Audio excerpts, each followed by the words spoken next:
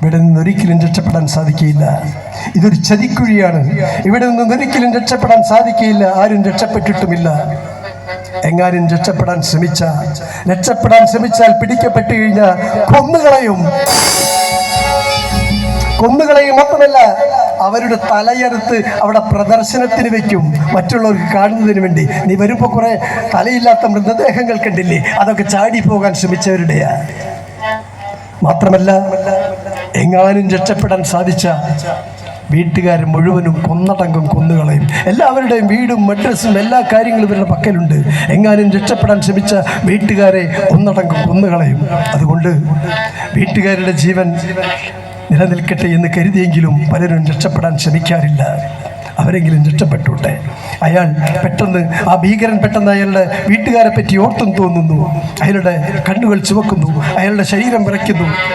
അയാളേതോ ആലോചന ഒരു നിമിഷം അയാളേതോ ആലോചനയിൽ ആണ്ടുപോകുന്നു. അയാളേതോ വെള്ളപ്പൊടിയെടുത്ത് വിഴുങ്ങുന്നു, മയക്കുമരുന്ന് ഏതോ വെള്ളപ്പൊടിയെടുത്ത് വിഴുങ്ങുന്നു, ഏതോ സിരിഞ്ചെടുത്ത് അയാളുടെ ശരീരത്തിൽ കുത്തിക്കയറ്റുന്നു. ഇല്ല, എനിക്കാരുമില്ല. അച്ഛൻ, അമ്മ, വീട്, നാട്,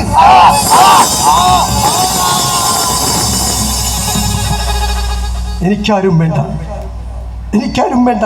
ഞാൻ മരണത്തിൻ്റെ കൂട്ടുകാരൻ, മരണത്തിൻ്റെ കാവൽക്കാരൻ. എനിക്കാരും വേണ്ട, എനിക്കാരെയും കാണണ്ട. മോഹങ്ങളെല്ലാം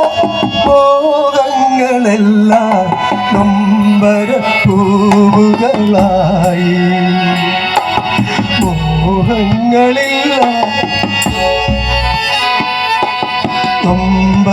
പൂവുകളായി. സ്വന്തങ്ങളില്ല, സ്വപ്നങ്ങളില്ല, ജീവിതം ജലരേഖയായി.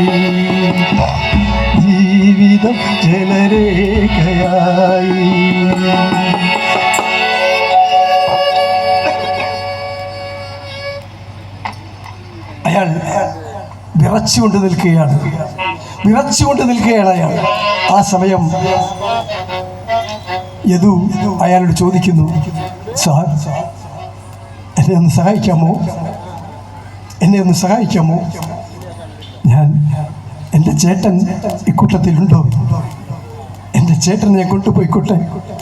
എൻ്റെ ചേട്ടനൊരു പാവമാണ്, ഒന്ന് കൊണ്ടുപോയിക്കോട്ടെ. എൻ്റെ ചേട്ടനെ എനിക്കൊന്ന് കാണിച്ചു തരാമോ?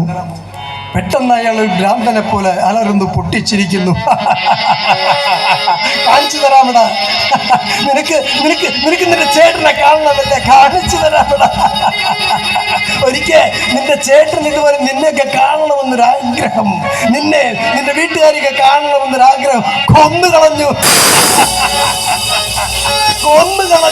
കൊന്നുകളയുക മാത്രമല്ല, തലയെടുത്ത് അവിടെ പ്രദർശനത്തിന് വെച്ചിട്ടുണ്ട്. കാണണോ? നിനക്ക് തല കാണണോ? ഉടല് കാണണോ? തല കാണണോ? ഉടല് കാണണോ?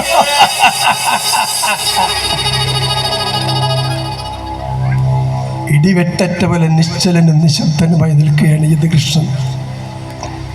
ഉണ്ണിയേട്ടാ, അച്ഛാ, നമ്മുടെ ഉണ്ണിയേട്ടൻ വയടത്തി, നമ്മുടെ ഉണ്ണിയേട്ടൻ കൊന്നു കളഞ്ഞു. ഇവർ നമ്മുടെ ഉണ്ണിയേട്ടനെ കൊന്നു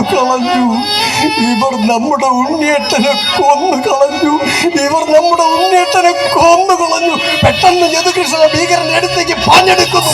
എടാ, എന്റെ ചേട്ടനെ കൊന്നു.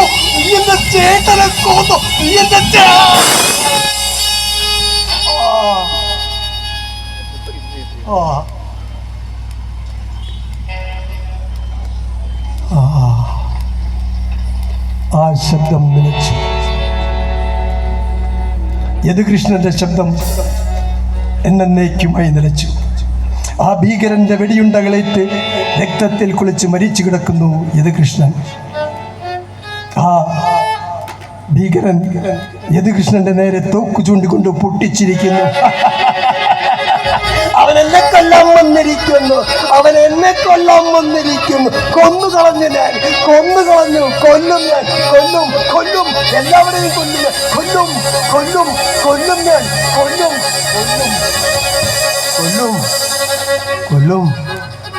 കൊല്ലും.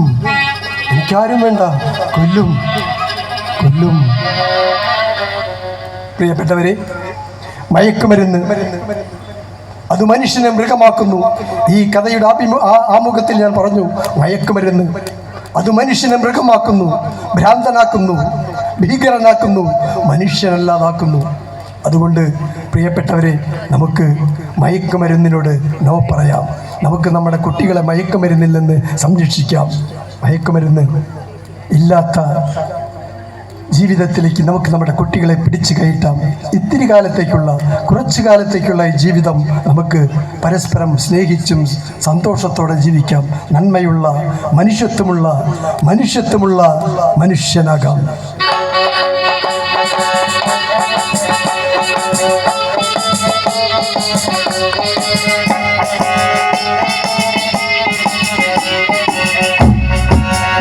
ചെയ്തിടാം മനുഷ്യനായിടാം, ഒരുമയോടെ സ്നേഹഗീതം പാടിടാം.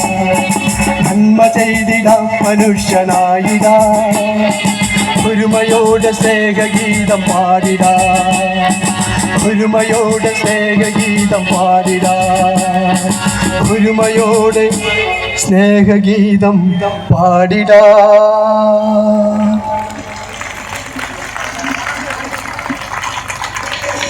ഇത്രയും നേരം ഞങ്ങളോട് സഹകരിച്ച നിങ്ങൾക്കെല്ലാവർക്കും ഹൃദയത്തിൻ്റെ ഭാഷയിൽ ഒരിക്കൽ കൂടി നന്ദി രേഖപ്പെടുത്തുന്നു. അച്ഛൻ്റെ പൊന്നുമക്കൾ ഇന്നിവിടെ പൂർണ്ണമാകുന്നു.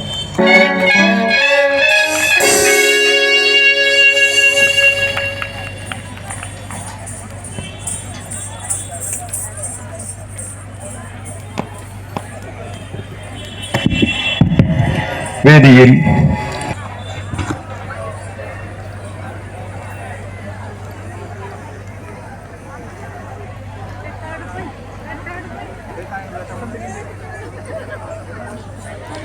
അപ്പോൾ കഥാപ്രസംഗം കണ്ടില്ലേ? Okay, thank you.